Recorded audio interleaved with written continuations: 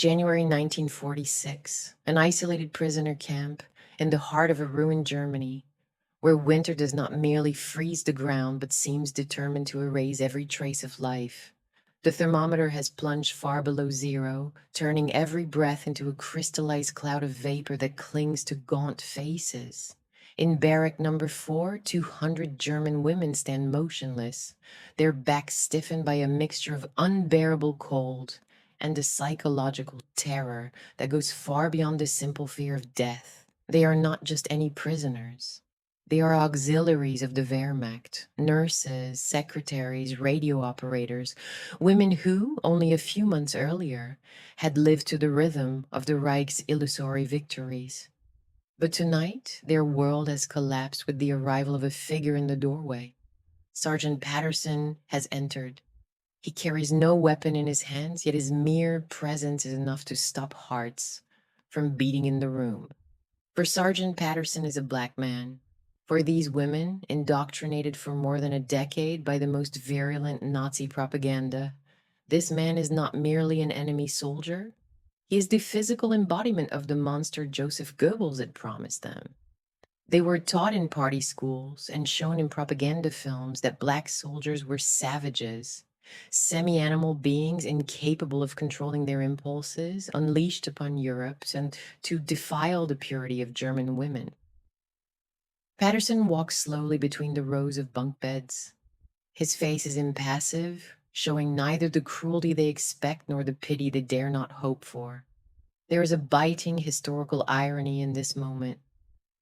This man who, in his own country, the United States, would be forced to sit at the back of the bus and denied entry to restaurants reserved for whites, holds here, in the cradle of Aryan supremacism, absolute power. He stops in the center of the room. The silence is so heavy one could hear the snow falling outside. Then he speaks 5 words in English in a deep, emotionless voice. 5 words that resonate like a death sentence for the souls of these women. Sleep without your clothes tonight. He gives no explanation. He does not smile. He simply turns on his heel and steps back into the icy night, leaving behind 200 women petrified by the horror of what they imagine to be the inevitable next step. Outside, the activity is frantic and terrifying. Through dirty, frost-covered windows, the prisoners watch the movements of the African American soldiers. What they see confirms their worst nightmare. The men unload strange, industrial, menacing equipment from trucks. There are heavy metal drums, long black rubber hoses that snake across the snow like vipers, and tanks fitted with pressure gauges. For Ingrid, a 25-year-old radio operator captured 8 days earlier, the conclusion is immediate and visceral. She has heard the rumors from the Eastern Front. She knows of sealed chambers, chemical fog, bodies removed in silence. She sees the black soldiers sealing the barrack windows with rubber strips and blocking the doors from the outside. The logic of fear fills in the gaps of information. The Americans are building a gas chamber. Or worse, they are preparing the ground for an orgy of collective violence, facilitated by incapacitating chemicals. Ingrid feels her legs give way beneath her.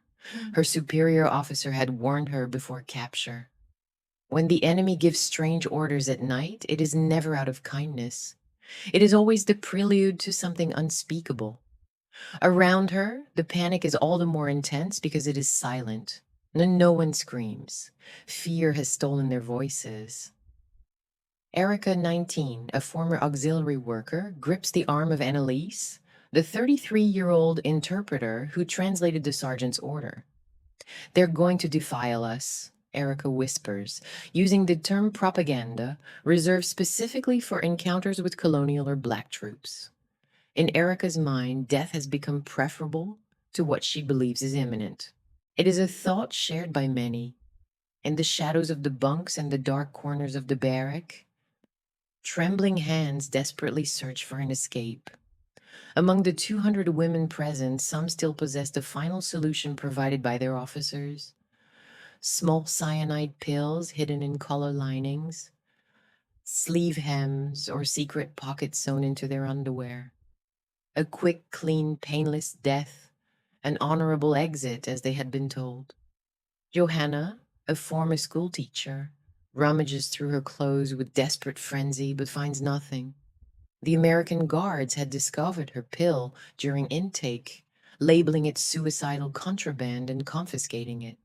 She curses her own negligence. She feels naked, vulnerable, trapped in a cage where men she considers racially inferior now hold the power of life and death over her. Marlene, a surgical nurse who has seen the horrors of the Eastern Front, remains stoic. "I'd rather die standing than live on my knees," she says, trying to muster courage that crumbles with every passing second. But even she is afraid, not of death, which she has faced daily, but of the humiliation that might precede it. Some women begin mentally composing farewell letters to husbands who may already be dead, to children who will grow up orphaned. Others, most of them, stare into nothingness, their minds already accepting the end. On the other side of the window, Soldier Cooper, a 24-year-old black man from Ohio, checks the gauges on the main tank. He does not look at the women. He does not cast the lecherous glances they imagine. He works with methodical efficiency, connecting hoses, checking seals, his gloved hands moving precisely despite the biting cold. Cooper knows what these women think of him. He has seen the looks of disgust. He knows the racist caricatures that covers the walls of German cities they liberated. He knows that in their eyes he's a beast. But he continues his work, indifferent to their hatred, focused on his mission. Suddenly, a sharp hissing cuts through the air, followed by a dull rumble. The system comes to life. Steam begins to pour from the vents, thick, white, and scalding. Within minutes, the barrack is flooded by a dense fog. Visibility drops to zero. The women can no longer see one another. It is chaos. Ingrid presses herself against the damp wooden wall, her heart pounding so hard it echoes in her temples like a war drum. It's the gas, it's the end.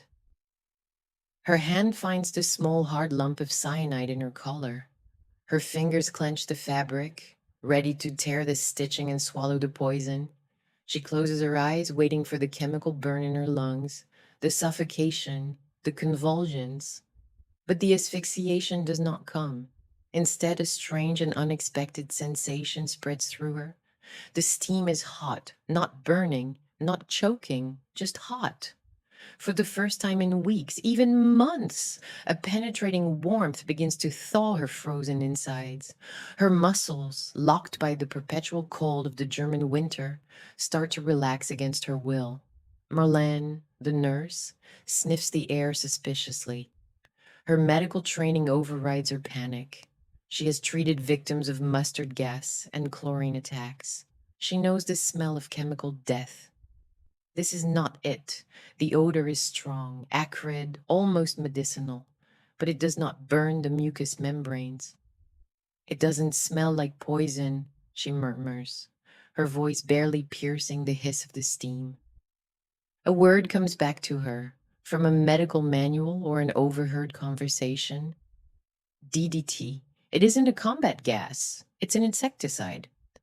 The Americans aren't gassing them, they're fumigating the barrack.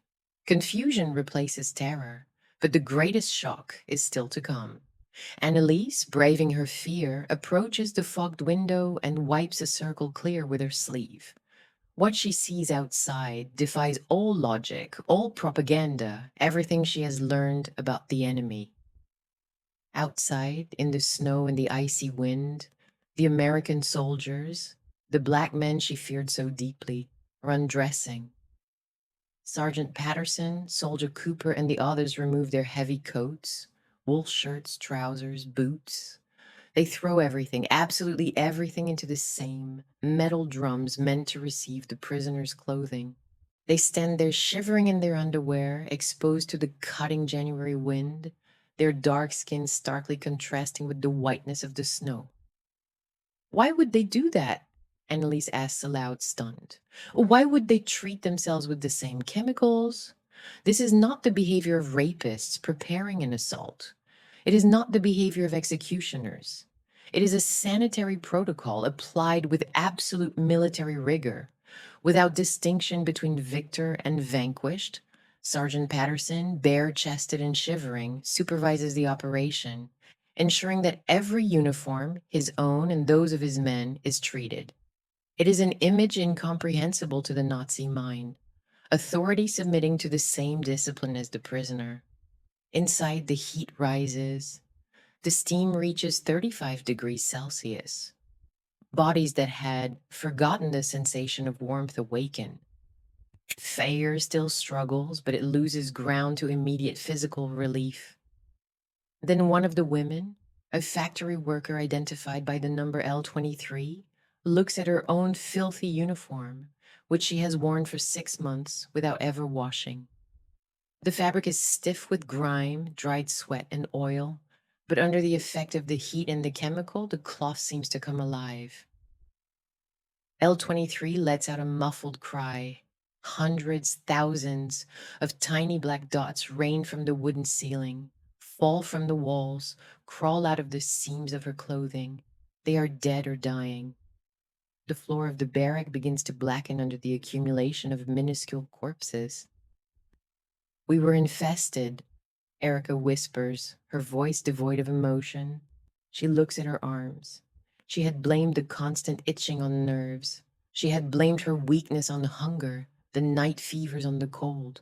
She had been wrong about everything. It was them, the lice, an invisible army of parasites feeding on her blood, breeding in her filthy clothes, killing her slowly. Medical reality crashes down on the room like a verdict. More than 90% of the prisoners present are infested with body lice.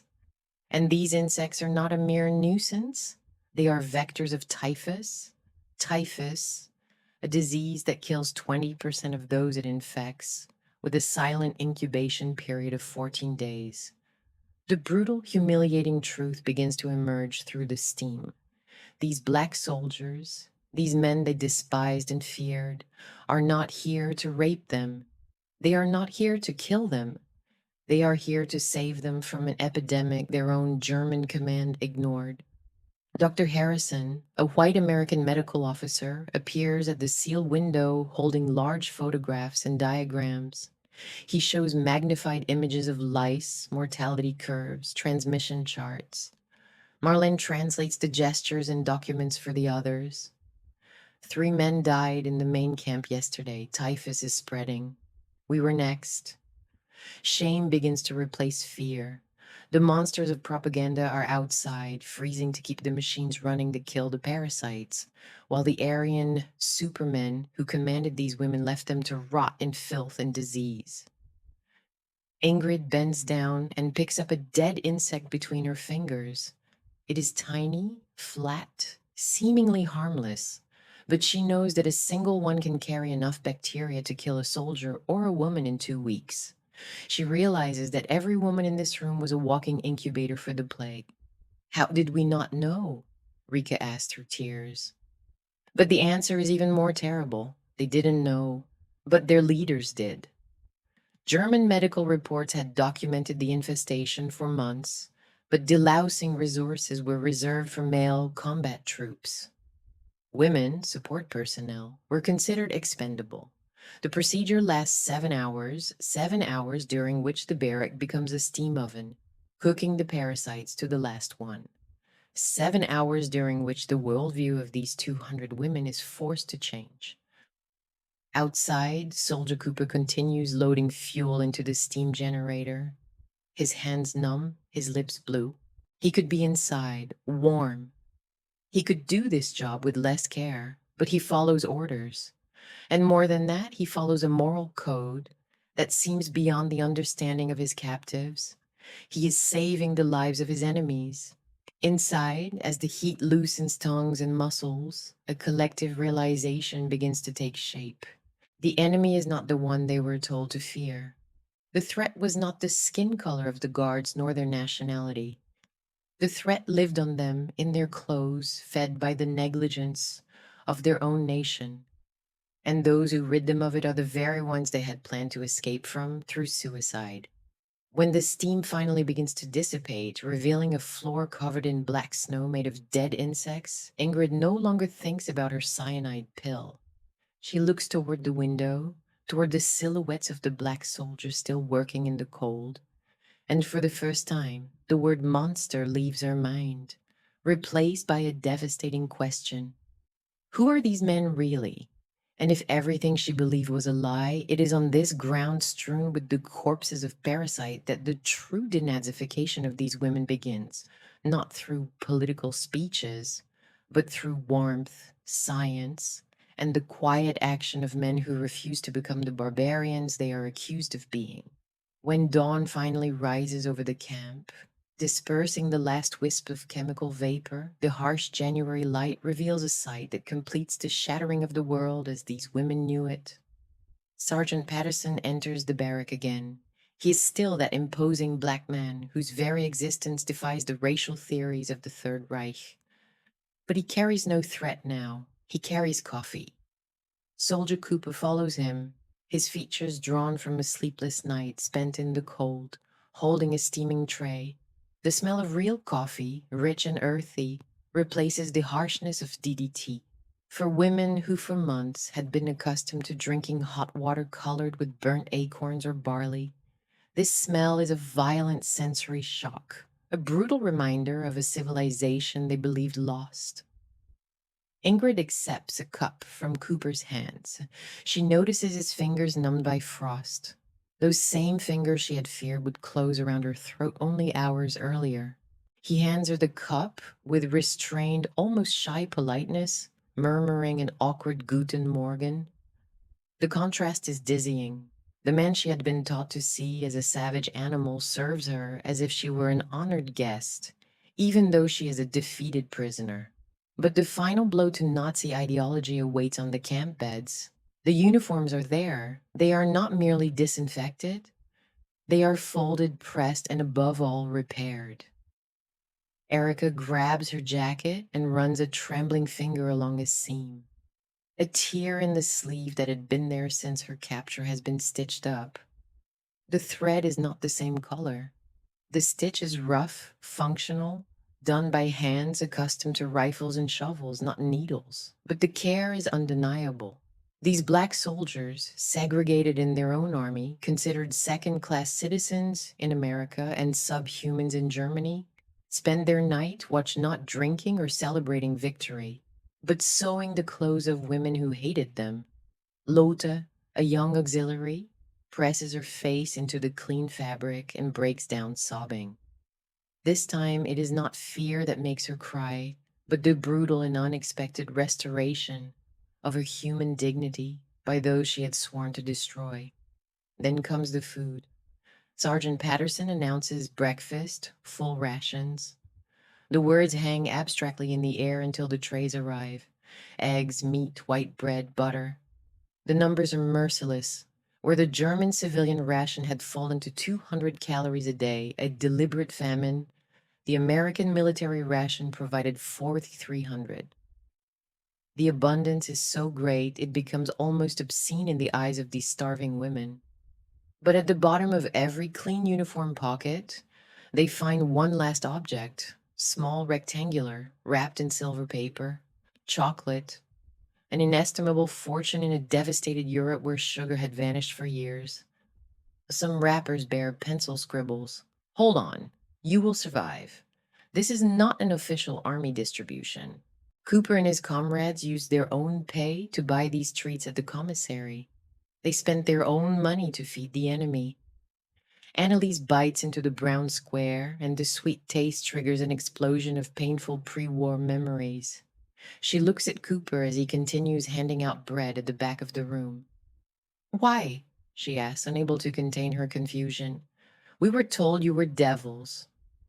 Cooper shrugs, a simple gesture, devoid of any heroic pretension.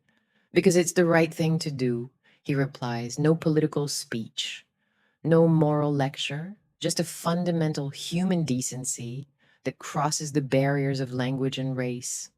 In one night, without firing a single shot, these men destroyed 12 years of Goebbelsian propaganda.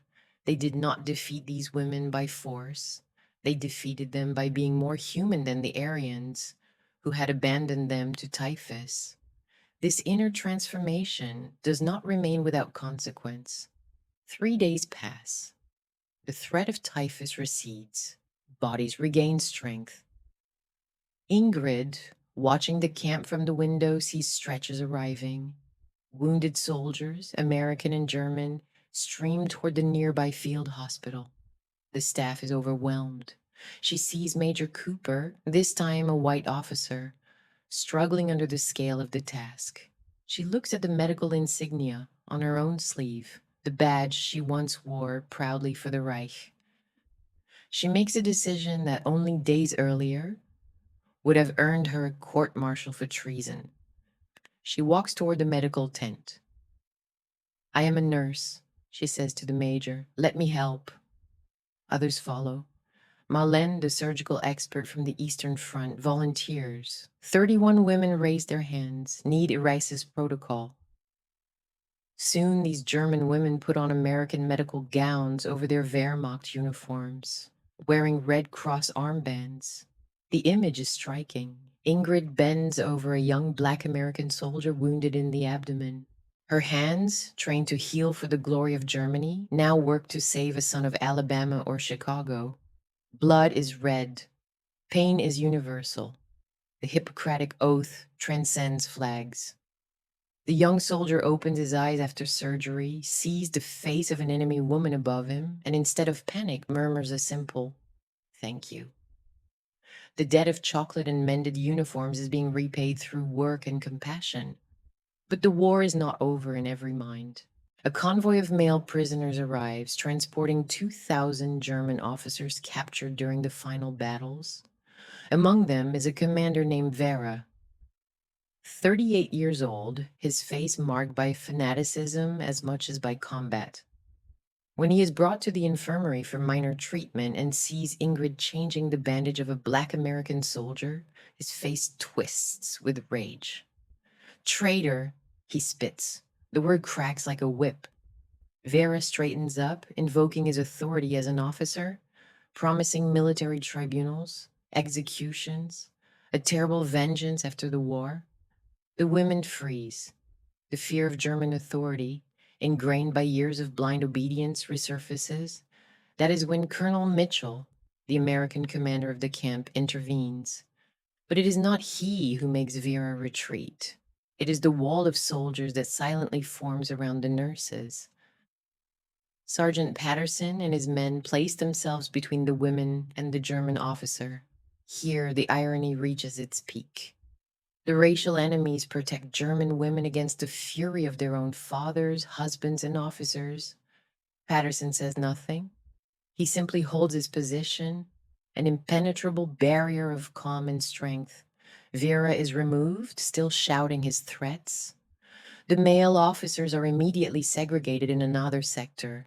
Ingrid, her hands trembling, resumes her work. She has chosen her side. It is not America's, it is the side of life. But 1945 arrives and Germany capitulates. Silence falls over Europe. Then comes the time of return, but for these women, peace brings a new war, more intimate and more cruel. Repatriation begins. Letters from families finally arrive. Anneliese opens hers with eager hands, hoping for words of love. After years of separation, she finds 3 sentences written by her husband. "You lived, you helped the enemy, do not come back." 20 years of marriage destroyed because she dared to survive.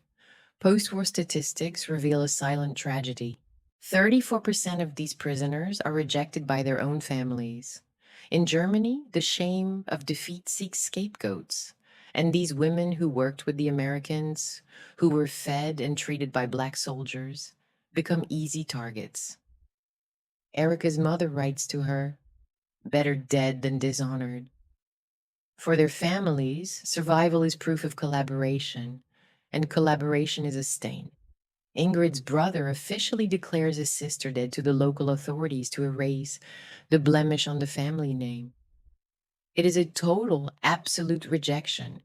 Germany does not want to reclaim its daughters tainted by the enemy's kindness. Facing this void, facing a homeland that slams the door in their faces, these women turn toward the only direction that offered them hope: the West. Lieutenant Chad and other American officers, witnesses to their dedication in the infirmary, organize sponsorships. Britain lacks nurses. The United States needs labor. Marlene is the first to sign. Germany offers me shame, she says. The enemy offers me a job. 400 women from this group eventually immigrate to the United Kingdom, Canada, or the United States. Erica, only 19 years old, is taken in by a Methodist family in Yorkshire, England, a family that lost its own son in Luftwaffe bombings, yet chooses to welcome an enemy as a daughter. It is the strange arithmetic of mercy. Those who had prepared a cyanide pills to escape monsters end up building their lives in the countries of those very monsters, fleeing the hatred of their own blood. 20 years pass. Time, the great sculptor, erodes anger and softens memory. It is the 1960s in Munich. Ingrid has returned. She is 44, her face marked by a life of work, but her bearing proud. She no longer wears a German uniform, but the insignia of the British Red Cross. She has come to train young German nurses in modern techniques learned in London. The circle is complete. The rejected woman returns to heal, and she is not alone. A gray-haired man, dressed in civilian clothes, walks the corridors of the Munich hospital. It is Cooper. The former soldier has come to visit Europe in peacetime. He meets Ingrid in a break room and pulls a chocolate bar from his pocket, a gesture that spans 2 decades, taking them back to that freezing January night of 1946. They laugh, two survivors of a global madness, bound by a secret the world is only beginning to understand. Hatred is a choice, but humanity is an instinct.